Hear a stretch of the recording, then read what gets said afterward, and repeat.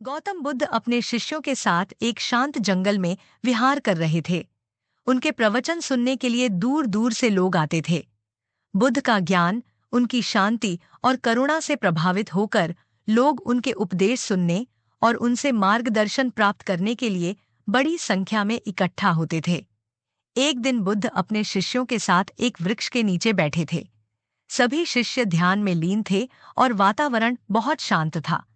तभी एक शिष्य ने बुद्ध से एक प्रश्न पूछा, भगवान, संसार में हम किस प्रकार कर्म करें कि हमें सबसे अच्छा परिणाम मिले? क्या परिश्रम ही सब कुछ है या फिर भाग्य का भी इसमें कोई महत्व है? बुद्ध ने कुछ पल के लिए मौन साधा। फिर उन्होंने मुस्कुराते हुए कहा, इस प्रश्न का उत्तर मैं तुम्हें एक छोटी चींटी के माध्यम से दूंगा। आओ, चलो मेरे साथ। गौतम बुद्ध शिष्यों को लेकर पास के एक पेड़ के नीचे गए, जहां पर एक चींटी का छोटा सा घर था। वह चींटी बहुत व्यस्त थी। वह एक छोटे से कण को अपने घर तक ले जाने के लिए लगातार प्रयास कर रही थी। कण उसकी क्षमता से बड़ा था, फिर भी चींटी बार बार उस कण को उठाकर अपने घर तक ले जाने का प्रयास कर रही थी। कभी कभी वह गिर जाती, लेकिन बिना थके, बिना हार माने वह बार बार अपने प्रयास को दोहराती रही।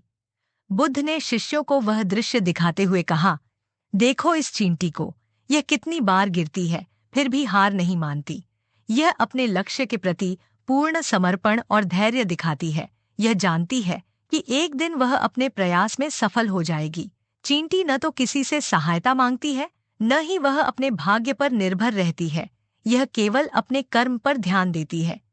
शिष्य उस चींटी के प्रयास को ध्यान से देख रहे थे। चींटी बार बार असफल हो रही थी, परंतु फिर भी उसने अपना काम जारी रखा।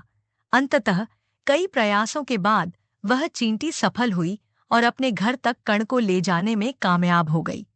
शिष्यों ने यह देखा और वे बहुत प्रभावित हुए। गौतम बुद्ध ने अपने शिष्यों की ओर देखकर कहा, यह चींटी हमें जीवन के 3 महत्वपूर्ण सबक सिखाती है। 1. परिश्रम, और 2. संघर्ष, और 3. सहयोग, धैर्य। इस संसार में कोई भी कार्य बिना परिश्रम और धैर्य के पूरा नहीं होता। चींटी जैसे छोटे जीव से भी हमें यह शिक्षा मिलती है कि जब हम धैर्यपूर्वक और निरंतर प्रयास करते हैं तो अंततः सफलता मिलती है। 2. कर्म पर ध्यान। परिणाम की चिंता किए बिना हमें अपने कर्म को सही ढंग से करना चाहिए। चींटी ने परिणाम की चिंता नहीं की, बल्कि उसने अपने कार्य पर ध्यान केंद्रित किया। यदि वह परिणाम के बारे में सोचती तो शायद वह हिम्मत हार जाती। इसी प्रकार हमें भी अपने कर्म को पूरी लगन और ईमानदारी से करना चाहिए और परिणाम को समय पर छोड़ देना चाहिए। 3. समर्पण और आत्मविश्वास। चींटी का विश्वास और समर्पण ही उसकी सफलता की कुंजी थी। उसने न तो अपनी छोटी काया का ध्यान किया, न ही अपने मार्ग में आई कठिनाइयों का। उसे विश्वास था कि यदि वह कोशिश करती रहेगी तो वह अवश्य सफल होगी।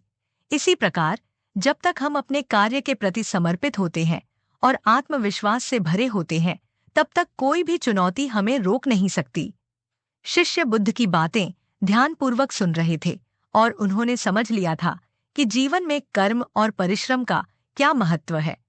एक शिष्य ने पूछा, भगवान, क्या यह सही है कि भाग्य का भी जीवन में कुछ योगदान होता है? क्या भाग्य से कर्म का कोई संबंध नहीं है? बुद्ध ने कहा, भाग्य और कर्म एक दूसरे से अलग नहीं है। भाग्य भी हमारे पूर्व कर्मों का परिणाम है। आज जो हम करते हैं वह हमारे भविष्य का भाग्य बनाता है। चींटी ने भी अपने आज के परिश्रम से भविष्य में सफलता पाई। इस प्रकार यदि हम सही दिशा में कर्म करें तो हमारा भाग्य भी अनुकूल बन जाता है। सीख। गौतम बुद्ध और चींटी की यह कहानी हमें जीवन के कई महत्वपूर्ण पाठ सिखाती है। 1.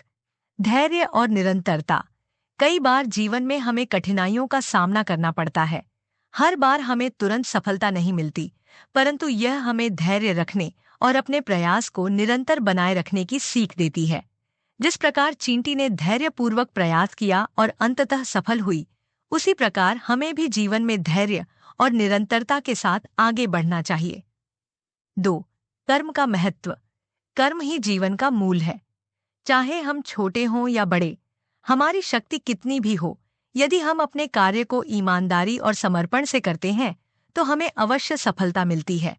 भाग्य का निर्माण भी हमारे कर्म से होता है, इसलिए भाग्य से ज्यादा महत्वपूर्ण है हमारे कर्म। 3. आत्मविश्वास और समर्पण। यदि हमें अपने लक्ष्य के प्रति समर्पण और आत्मविश्वास है, तो हम किसी भी परिस्थिति में सफल हो सकते हैं। हमारे आत्मविश्वास और समर्पण से हमारी कठिनाइयां भी छोटी हो जाती हैं। चींटी ने भी अपने कण को घर तक पहुंचाने के लिए आत्मविश्वास और समर्पण का परिचय दिया। 4. छोटे जीवों से भी सीख।